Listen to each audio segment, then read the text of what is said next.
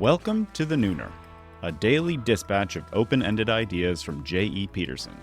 But you can call me Jordan. If you like this podcast, I hope you'll click whatever you need to click to make sure it consistently shows up in the crosshairs of your attention. The thought of you missing out gives me night sweats. Alright, here's today.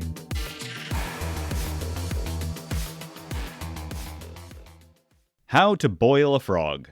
We've all heard the boiling frog metaphor. We've all used the boiling frog metaphor. But just to make very certain that we're on the same page about the boiling frog metaphor, here it is.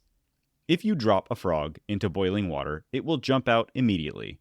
But if you gently lower it into cool water, then very gradually turn up the heat, that sucker will sit there calm as can be until it boils to death.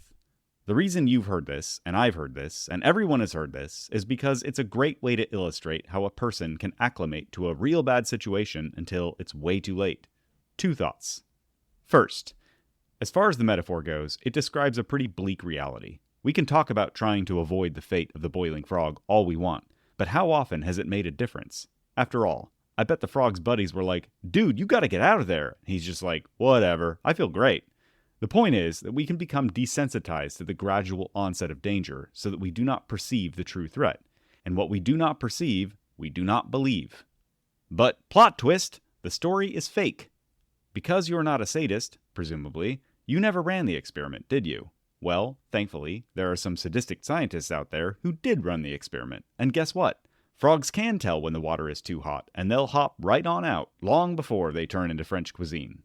So where does that leave us? How much like frogs are we, really?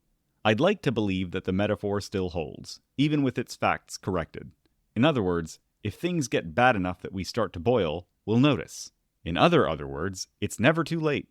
Whenever we finally notice the water heating up, there's still time to make like a frog and hop right on out. Are you thinking about someone right now? That's probably a good indication that they might like to hear what you just heard.